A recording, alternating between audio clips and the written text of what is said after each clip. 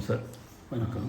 போன உரையாடலில் கடைசி உரையாடல் மாணவர்களால் ஆசிரியர்களுக்கு பெருமை சேர்க்கிறார்கள் என்று நீங்கள் கூறியிருந்தீங்க. இது இல்லாமல் மெட்ராஸ் கிறிஸ்துவ பள்ளி அந்த ஒரு விழாவில் கூட நீங்கள் அதை குறிப்பிட்டிருந்தீங்க. அந்த மாணவர்களால் ஆசிரியர்களுக்கு பெருமை சொல்கிறது அது எப்படி போன வாட்டி கேட்கணுன்னு அந்த இதை கேட்க நான் அந்த கேள்வியை நான் முன்னெடுத்து வைக்கல. எனக்கு அந்த கேள்வியை திரும்பி கேட்கணுன்னு எனக்கு உங்ககிட்ட தோணிச்சு சார். அது எதை வச்சு நீங்கள் அதை குறிப்பிட்டு மாணவர்களால் ஆசிரியருக்கு பெருமை என்று நீங்கள் அதை சொல்ல வந்தீங்க சார்? அதை கொஞ்சம் தயவு கூர்ந்து அதை விளக்கத்தோடு சொல்ல முடியுமா சார்? நிச்சயமாக சொல்கிறேன். என்னுடைய அனுபவத்தில் மாணவர்களால் ஆசிரியர்கள் பெருமை அடைகிறார்கள் அப்படின்றது தான் உண்மை. கிட்டத்தட்ட 35 ஆண்டுகள் பள்ளியில் தமிழாசிரியராக பணியாற்றிவிட்டு ஓய்வு பெற்றேன். யாரும் தேடிட்டு வரல, ஒன்றும் செய்யலை. ஆனால் என்னுடைய பழைய மாணவர் காங்கிரஸ் பேர் இயக்கத்தில் ஈடுபட்டுடையவர். அவர் காமராஜர் ஒரு சகாப்தம் என்று ஒரு நூலை எடுத்து வெளியிட்டார். அந்த நூலை கொஞ்சம் மொழி சரி பண்ணி கொடுங்க சார் அப்படின்னு கேட்டார். அது சரி பார்த்து அதில் பிழை இல்லாமல் செய்து கொடுத்தார். அந்த நூல் கலைஞர் கருணாநிதியினால் காமராஜர் அரங்கத்திலே வெளியிடப்பட்டது. அப்போ வெளியிட்ட போது கலைஞரே அவர் என்னுடைய மாணவர் கோபண்ணாவை பார்த்து, கோபண்ணா புத்தகத்தில் எங்கேயாவது பிழை இருக்குமான்னு பார்த்து எங்கேயுமே கிடைக்கல, ஒரு பிழையும் கிடைக்கல, நல்ல தமிழ் நடை நல்லா எழுதியிருக்கிறாரு அப்படின்னு சொன்னார். சொல்லிவிட்டு ஒரு குறிப்பு சொன்னார். அதில் ஒரு இடத்துல பச்சையப்பா பிள்ளைன்னு வந்திருந்தது. அந்த பச்சையப்பா பிள்ளையில் பிச்சையப்பா பிள்ளை, அந்த காலத்தில் நாதஸ்வர வித்வான் ரொம்ப சிறப்பாக இருந்தவர். பிச்சையப்பா பிள்ளை இந்த ஒரு பிழையை தவிர என்னால் எதுவும் கண்டுபிடிக்க முடியல, ரொம்ப நல்லா இருந்தது அப்படின்னு பாராட்டினார்.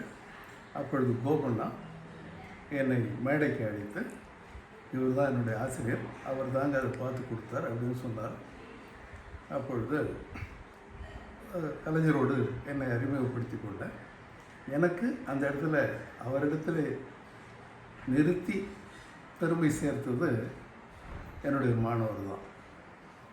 அதோடு மட்டுமல்ல, அதற்கு பிறகு 2-3 ஆண்டுகளுக்கு பிறகு கோபண்ணாவுக்கு காமராஜர் விருது அளித்தார்கள். அந்த விழா நிகழ்ச்சி கலைவாணர் அரங்கத்தில் நடைபெற்றது.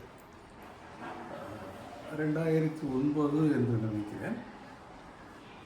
அப்பொழுது அவருக்கு அந்த பரிசு பாராட்டு பத்திரமெல்லாம் அந்த விழாவுக்கு என்னை அழைத்திருந்தார். நானும் போயிருந்தேன்.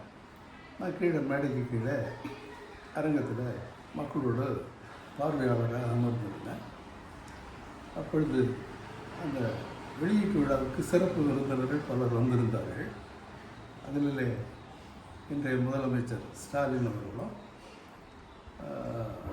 தமிழ் மாநில காங்கிரஸ் தலைவராக இருக்கின்ற வாசன் அவர்களும் வந்திருந்தார்கள்.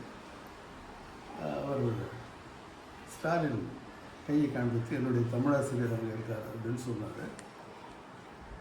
அவர் வாசனும் என்னுடைய தமிழாசிரியர் என்று சொல் இருவரும் சேர்ந்து என்னை மேடைக்கு அழைத்து, அதாவது நான் ஓய்வு பெற்று சுமார் 12 ஆண்டுகளுக்கு பிறகு என்னை மேடையேற்றி என்னை சிறப்பு செய்தார்கள். என்னுடைய மாணவர்கள் தான் எனக்கு சிறப்பு சேர்த்தார்கள். அந்த அரங்கத்தில் இன்னும் ஒரு 50 மாணவர்கள் வந்திருந்தார்கள்.